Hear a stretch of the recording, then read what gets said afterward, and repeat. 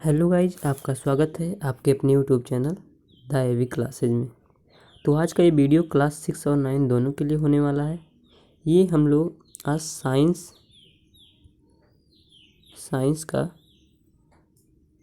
Top 20 question देखने वाले हैं। ये 6 और 9 दोनों के लिए होने वाला है, क्योंकि इसका जो क्वेश्चन है वो क्लास 6 और 9 दोनों के प्रीवियस ईयर का एनालिसिस करके और किस तरह का क्वेश्चन आते हैं उसी तरह का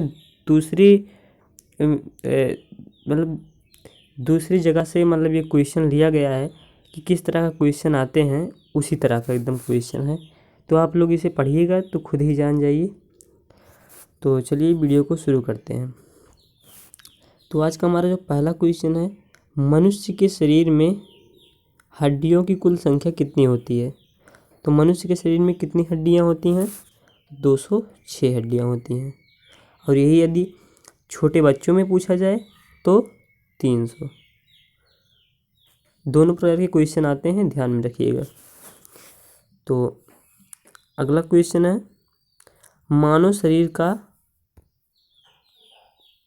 शरीर का सामान्य तापमान कितना होता है। तो 37 डिग्री सेल्सियस या 98.6 डिग्री फ़ारेनहाइट होता है। हमारा अगला क्वेश्चन है, मनुष्य का हृदय होता है कितने कोष्ठीय होता है।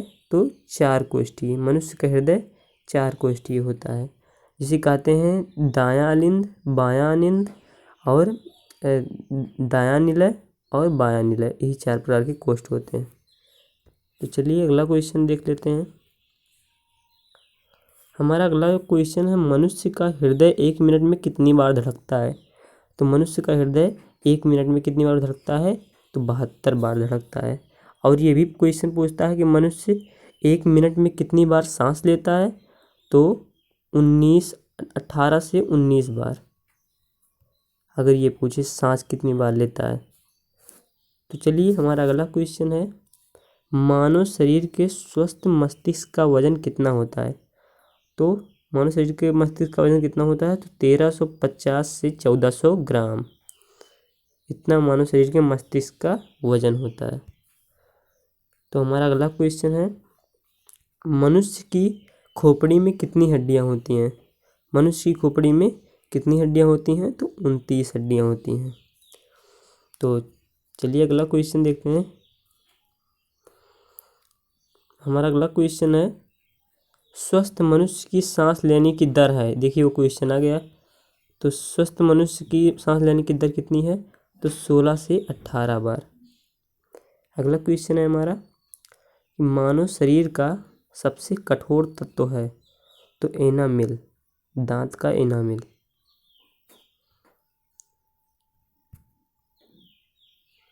ये दांत में पाया जाता है। तो अगला हमारा क्वेश्चन, मानव शरीर में जल की मात्रा होती है। तो 65 से 80%। 65% से 80%। हमारा जो अगला क्वेश्चन है, 10वां क्वेश्चन, मनुष्य के शरीर में रक्त की मात्रा कितनी होती है। तो मनुष्य के शरीर में कितनी रक्त की मात्रा होती है। तो 5 से 6 लीटर। हमारा अगला क्वेश्चन है, मनुष्य के शरीर में भोजन का पाचन किस अंग से प्रारंभ होता है। तो मुख से प्रारंभ होता है। और मुख में किस चीज़ का पाचन होता है। तो स्टार्च का पाचन होता है। स्टार्च को माल्टोस में बदलता है, माल्टोस में। तो चलिए अगला क्वेश्चन है, और ये भी एक क्वेश्चन आता है कि कौन सा ऐसा चीज़ है जो तत्काल ऊर्जा देती है। तो वो हमारा कार्बोहाइड्रेट है। वो हमें तत्काल ऊर्जा प्रदान करता है। तो चलिए अगला क्वेश्चन, मानव शरीर की ताप नियंत्रक ग्रंथि कौन है। तो मानव शरीर की ताप नियंत्रक ग्रंथि कौन है। हाइपोथैलेमस। हाइपोथैलेमस मानव शरीर की ताप नियंत्रक ग्रंथि है। अगला क्वेश्चन है हमारा, सामान्य मनुष्य का रक्तचाप होता है कितना। तो सामान्य मनुष्य का रक्तचाप होता है 120/80 मिमी।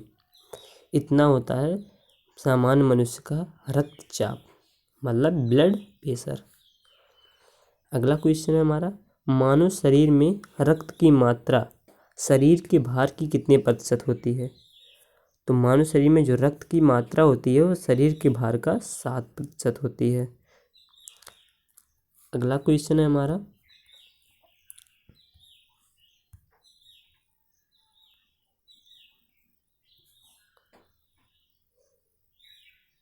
मनुष्य के रक्त का पीएच मान कितना होता है? मनुष्य के रक्त का पीएच मान 7.4 होता है। और अगर जल का पूछ ले, जल का कई बार पूछता है, तो जल का पीएच मान 7 होता है। चलिए अगला क्वेश्चन देख लेते हैं। हमारा अगला क्वेश्चन है, मनुष्य के शरीर की सबसे बड़ी ग्रंथि कौन सी है? तो यकृत ग्रंथि है, लीवर। ये है मानव शरीर की सबसे बड़ी ग्रंथि। अगला क्वेश्चन है हमारा,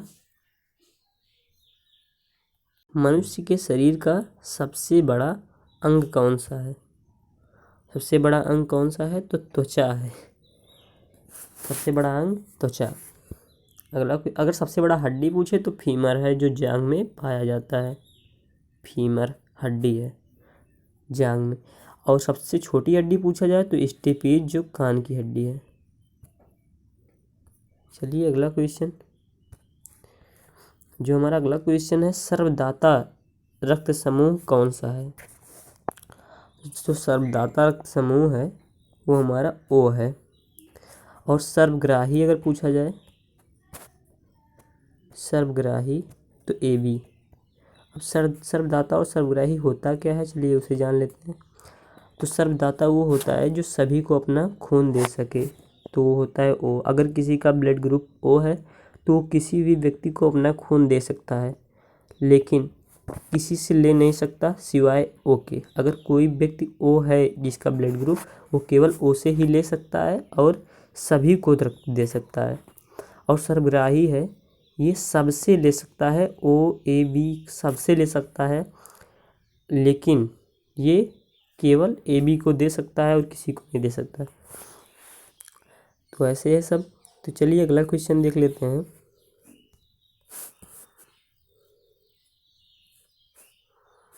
जो हमारा अगला क्वेश्चन है, मनुष्य में सर्वग्राही रक्त समूह कौन सा है? तो ए बी है। हाँ अभी बताएं आप लोग, सर्वग्राही ए बी।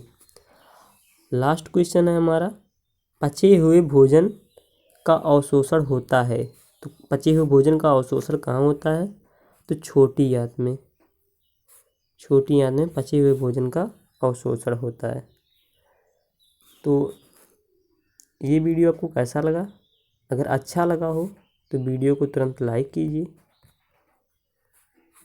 अपने YouTube channel the AV classes को तुरंत सब्सक्राइब कीजिए और शेयर भी कीजिए। धन्यवाद।